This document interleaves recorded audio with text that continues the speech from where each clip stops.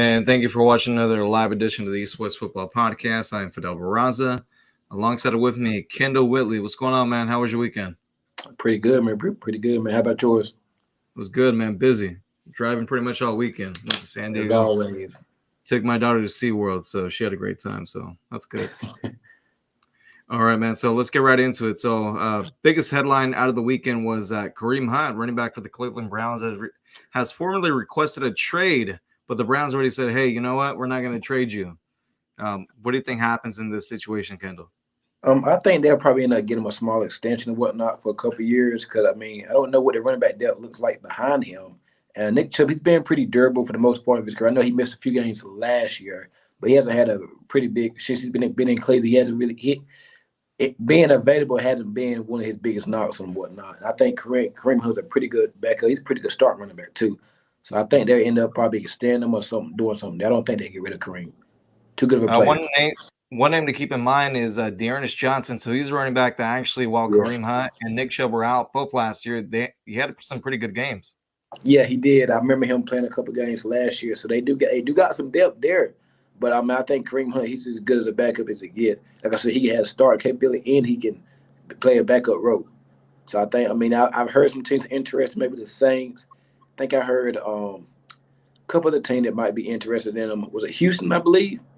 I was trying to think of what team would be a good fit for him, but I know the rookie is turning heads in at Texans training camp. So I was just trying to go down the teams that would need him. But I mean, there's not too much room out there. I mean, but now the way the game's played is like you kind of need two running backs to be available at all times. What about the Saints though? They got an Alvin Kamara situation going on there, and then Mark Ingram. He's kind of, I believe, he's in his 30s, pretty good now. So, what about that? Would be an interesting fit there. It would be, but the only thing would be is whatever team he gets traded to is going to want a new contract and new money, and I'm not too sure the Saints are going to be able to do that for him. I don't think they'll do that. Yeah, so I mean, honestly, like what team out there would be, would have the cap space to give him the contract that I don't know what he's looking for, but the deal that he's on right now is very team friendly. What about Buffalo? Honestly, you just took the words right out of my mouth. I was gonna say Buffalo, but I mean they got a rookie on a rookie deal, and he's playing having a pretty good training camp. He's having Dalvin Cook's little brother. Yeah, he's having a pretty good count, but he's not the slasher in the. He's more of an outside zone runner, whatnot. He's not really that pounder. I like Kareem Hunt will come in there and instantly be better than him right away. They still got Devin Singletary, but man, you put Kareem Hunt in offense with Josh Allen, that'd be great. I think that's a good fit for him. Yeah, no, I think that would. I mean, look, the one thing that the Buffalo offense was missing last year was a running back, and I don't mean Josh Allen running the football because you can get hurt and whatnot. Maybe Baltimore. They got two running backs coming off ACL injuries.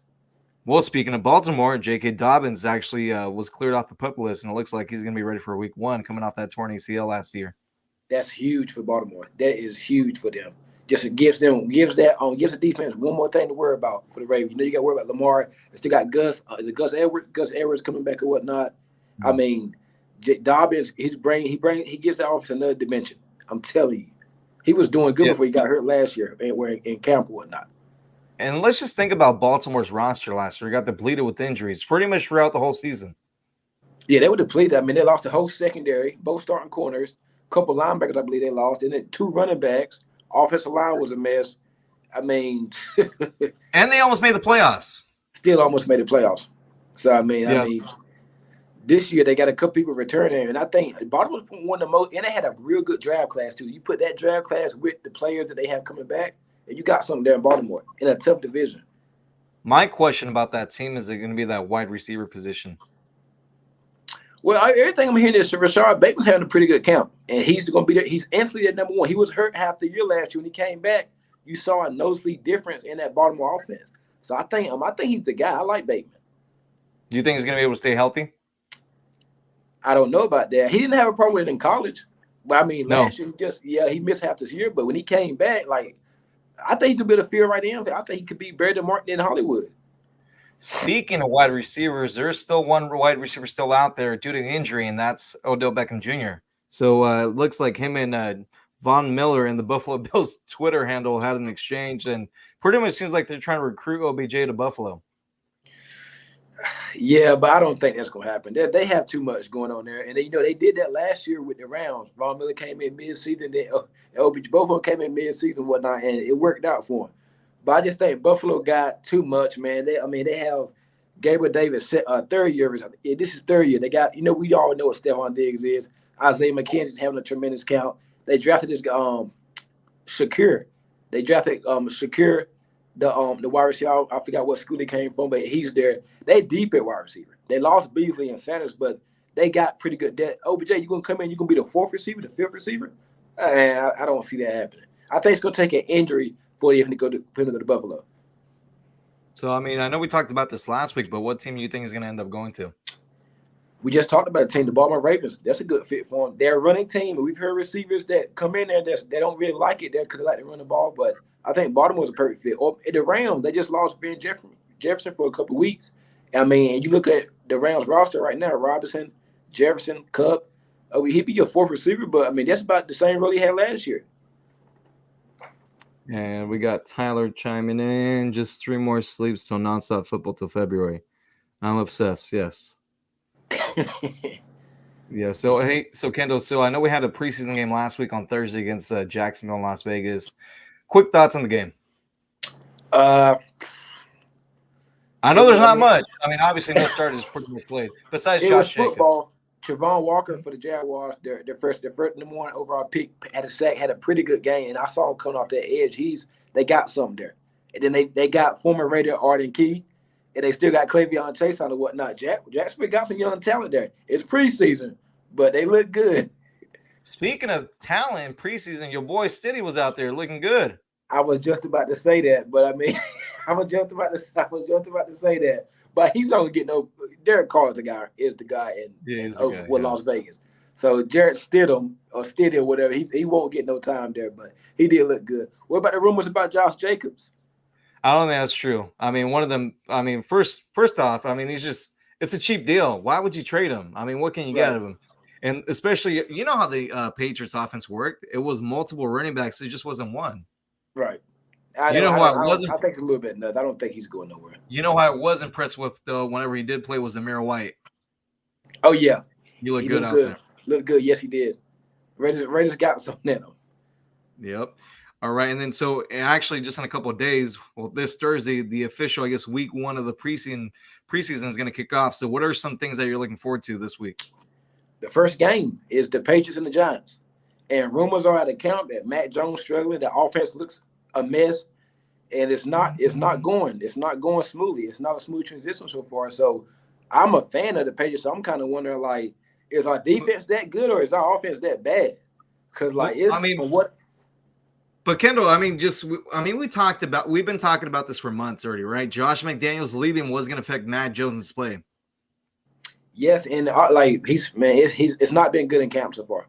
Like they said, Patricia's calling the play. Joe Judge is behind him. There's Belichick. There's a lot going on there. The offensive line looks a mess. For everything I've seen on Twitter, and from my Patriots people that I follow, it's been a disaster. It's like now the question is it can't get any worse. So it got to go up from here. So I mean the defense looks fine in New England, but I want to see. I think Belichick's going to have the starters playing Thursday night, probably into the third quarter because they need it. You're implementing new coach or a new offensive coordinator. Well, they're not naming coordinators, so you're implementing a new scheme. The Patriots, they need to get as much out of that offense as they can, as much playing time as they can and whatnot. So I think you're going to see the Patriots starters and probably the Giants starters probably play the first quarter. Because remember, it's only 3 games. I think the Giants, Saquon's coming back from injury and Daniel Jones too. So I don't think you'll see much of them. But this Patriots offense, they need to get rolling. We need to see something in these preseason games. I expect to see the Patriots for at least a half. All right, and we got Tyler chiming back in. What rookie are you most excited for? Personally, I'm excited to watch Jalen Tolbert, Garrett Wilson, Chris Olave. Well, from that game, I want to watch Tyquan Thornton from the Patriots. I do want to watch Thornton. Yeah, I'm excited to see what Chris Olave can do in that Saints offense, especially with Michael Thomas being back now. Jameis Winston got hurt in practice today. You did. It was an ankle injury. I haven't seen any reports. Have you? I haven't. They just said it was a bad sprain so far. But I did see the report that they don't think it's too bad, but they're still waiting for the initial diagnosis, the official Yeah, no, diagnosis. hey, maybe they'll call the San Francisco 49ers and say, hey, what's it going to take for us to get Jimmy G? I mean, look, Maybe essentially that's what the Niners are waiting for. They're waiting for a quarterback to get hurt and for a someone to pick camp up the injury. fucking ball. They're Yep. waiting for a camp injury. And it's bound to happen. We just don't know what team. We know. Like I said, we talked last week. I've heard Seattle. I've heard the Giants, maybe the Dolphins or whatnot. But it's Cleveland. I mean, with the Deshaun Watson situation. But I mean, who knows? But I think they're the best fit for him. If he was to get into New Orleans in that Saints offense, that's pretty. I like that. Yeah, I mean the offense seems to be loaded. Especially, I think Chris Olave is going to have a great year. I agree. And they get Michael Thomas back, and he's looking pretty good in camp. They still got Jarvis Landry, whatnot. That quarterback. And I forget about Jarvis that he's there. Yeah, well, that's why Jarvis gonna have a good year because the attention's gonna go to Michael Thomas, Kamara, and Olave. Jarvis Landry's gonna eat this year. I mean, what kind of production do you expect from him there in New Orleans? From Jarvis? Yeah. Well, see, they got a lot of weapons, so I'm not gonna sit here and say 100 catches and 10 touchdowns and 1,000 yards, but I could see him having like a 50 catch season, maybe about 500 yards and 5 touchdowns. He's never really been a big touchdown guy though. No. All right, we got Tyler chiming back in. It doesn't make sense for Seattle not to trade Drew Lock for Jimmy G unless they're tanking this season. Well, here's the thing with that, though. They are not going to trade into Seattle. They are not. They're not going to trade him in the division. And, Kendall, there's another situation that we have to start paying close attention to, and that's in Los Angeles with the Rams. Matthew Stafford. It looks like he's got some tendonitis going on the right throwing elbow, I believe it is. And that's huge, too, because those injuries can linger because he is a quarterback. And I think it's on his throwing hand. It's throwing arm, and I believe Ben Roethlisberger had the same issue. That's something that's huge. That's huge. That is huge. If I'm McVay and that coaching staff, I'm not playing Stafford none this preseason. None. Well, he hasn't really been practicing. I know yesterday I think he did for a little bit, but I mean hasn't really done much. And the other thing is, if you're the Rams, what you're hoping for is that no one gets hurt and they're forced to cut Jimmy towards the end of the month. If the Niners cut Jimmy Garoppolo, then of course you go in there and you sign him for whatever amount of money you can. But I think they're gonna try to trade him. I don't think they'll cut him. They'll find a trade partner between now and then. But trade who? I mean, essentially, look, if you're a team that wants him, you already know he does not want to be there. They don't want him there. So why are you going to give up so much to get a guy that's probably going to get cut come August 31st? And I think a report came out that, like you just said, he's probably get cut in a couple of weeks. So, yeah. So, I mean, to me, it's not worth it. You kind of hang tight and see what happens. Yeah, just be patient and whatnot. I could definitely see a team reaching out there and just throwing a draft pick or something at him, but they're probably going to cut. He won't be in the roster week 1. No, he won't. I mean, look, just you don't want to help or hurt Trey Lance's, his development. Let's just say he goes in there and he's got, he has a bad game. You don't want to be tempted to throw Jimmy Garoppolo in there because that's not going to be good for his confidence. They can mess with him mentally. That ain't going to help him. It's not going to help him. And he's not having a good count. He supposedly had the worst practice he's had so far yesterday. So yeah. I don't know, I just man. hope San Francisco knows what they're doing while they're slowly trying to get Jimmy out. I hope they're really all in on this. They got no options. They gave up how much for Trey Lance? Sooner or later, you got to see what this kid's got. Yeah. And they have a really good team, but the question mark is going to be health. Obviously, is one, and that's for every team. And the other one is the quarterback play. Yeah, and if they can get good quality play, good quarterback play from serviceable. Lance, yes, they can get that. I think they'll be all right because they got the surrounding cast. They got the receivers, the running back, the offensive line, tight end, the defense. They can get just good quarterback play. I think they'll be all right. Because I mean, that's what Jimmy was giving them. But I mean, look, you can say whatever you want about Jimmy, but Jimmy's a winner. I mean that's what he's won, right? So I mean, I don't know. It's a mess out there in San Francisco as far as that goes. We'll see if that gets resolved anytime soon. What I'm thinking is going to get resolved here by the end of the week is the whole Deshaun Watson situation. Yeah, rumor had the league is pushing for a year, and I'm hearing that it might actually happen. Yeah. So we'll see. All right. Well, that's going to go and do it for this edition of the East West Football Podcast. Thank you guys so much for watching. Remember, tomorrow at 11:30 Eastern a.m., Chris Broussard will be joining us, so make sure you guys check us out. Till then, have a great night. We'll talk to you tomorrow.